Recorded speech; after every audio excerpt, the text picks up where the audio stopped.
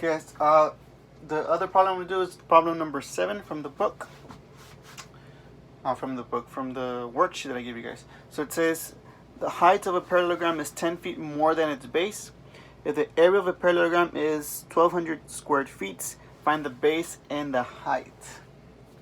Okay, so what we have here is, I'm going to draw my parallelogram. Now remember, a parallelogram can be a square or it can also be a rectangle. Okay, I'm going to draw my rectangle right here.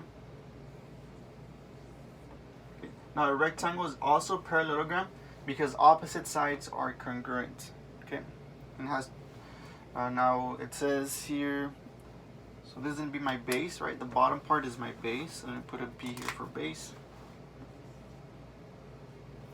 And then it says that my height, which is this here, is 10 feet more than the base. So this height here is 10 feet more than the base. So whatever the base is plus 10. So 10 plus the base, because it's 10 feet more.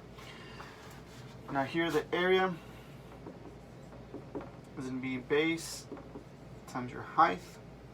Well, my base is B, and my height is actually going to be 10 plus B. So that right there is going to be my height. So I'm going to substitute that. So what we actually get is my base times my height, but my height is 10 plus B. Over here 10 plus B. Okay. Now we know it tells you in the problem how much the total area is, so it's 1200. So instead of this here, we're actually going to put 1200 right here. And that's our formula. That's what we're going to be working with. Okay. Now we're going to be factoring, which I know a lot of you guys do remember how to factor. And the first thing you want to do is you want to simplify this out. So we're going to distribute this B. Right. So this, the left hand side is going to stay the same. So we have 1200 equals B times 10 is 10B. B times B is going to be B squared. Okay. Now I'm going to erase this on the top just to have it a little bit more clean. And then I'm actually going to rearrange this. So I'm going to leave it the way it is. I'm just going to rearrange it a little bit. So I'm going to have my B squared in the front. So this 10B equals 1200. Okay, I just rearranged it. I moved the 1200 to the other side, put the B in the front, and just everything's exactly the same. I just rearranged it. Okay, I'm gonna erase the bottom one. Now what I'm gonna do is I'm gonna move that 1200 to the left hand side. By subtracting 1200. So minus 1200 here, and minus 1200 over here.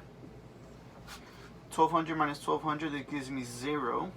So I'm left with B squared plus 10B minus 1200 equals 0. Okay. That 0 we got there from 1200 minus that 1200. I'm going to erase this. I'm going to rewrite it in the top, but just in black. Okay, just so I could have more room. So here I have B squared plus 10B plus 1200 equals 0.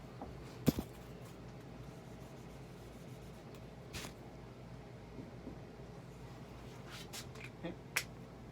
It's the same thing, I just rewrote it on top. And that should be a minus, I'm sorry.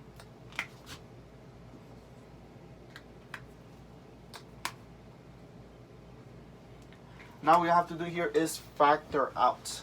So what I mean by factoring out, well, you find two numbers that when you multiply them, give you negative 1,200, but when you add them, give you 10. Okay. Now those numbers are going to be 40 write them in blue. We're going to have 40 and negative 30. Okay, why those two numbers? Well, when you multiply negative 40 times negative 30, so 40 times negative 30, that gives you negative 1,200, which gives me that number. But when you add those same numbers, 40 plus negative 30, that gives me 10. And this is this number. Okay, so that's why we're going to be using this number. This is called factoring. And we learned this in Algebra 1. I know because half of you guys are my kids from last year, so I know you guys, I did teach you guys how to factor. Okay, so these are the numbers we're going to use for factoring. So since we have those numbers, we're just going to write it down. So this here, because of those two numbers, we figured out those two numbers, we're actually going to have here B plus 40, come from there, times B minus 30 equals 0. Now the 40 came from here, from the factoring, and the negative 30. Okay. Now remember, we wanted two numbers, and when you multiply them, give you negative 1,200, but when you add them, give you 10. And these are the numbers right here. Okay.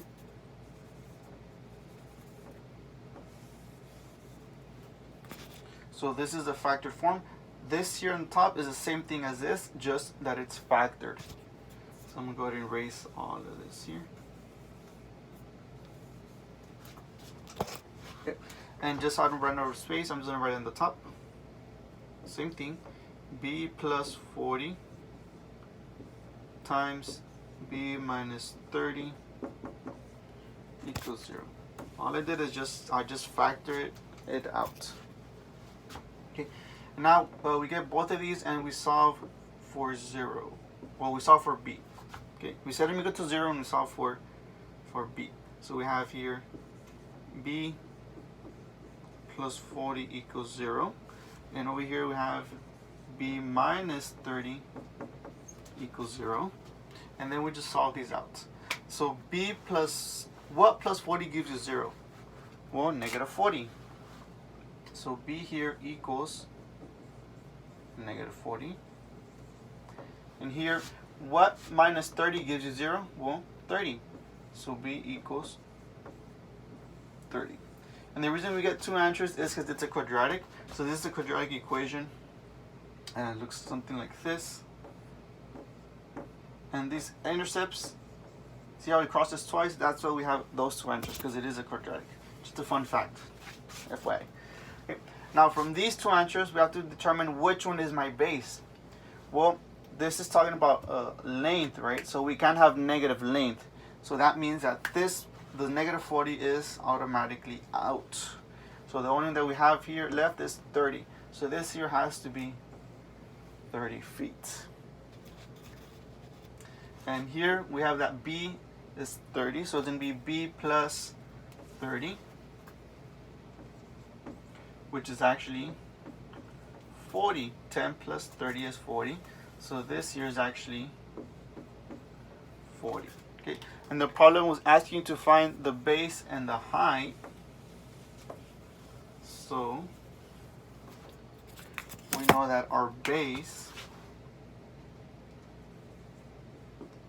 is going to be 30 feet. And our height is going to be 40. Okay. And now these are a little bit more challenging. Number 8 is just for funds, extra credit, I guess, if you guys need extra help. Yes, your work is just to do numbers 1 through 6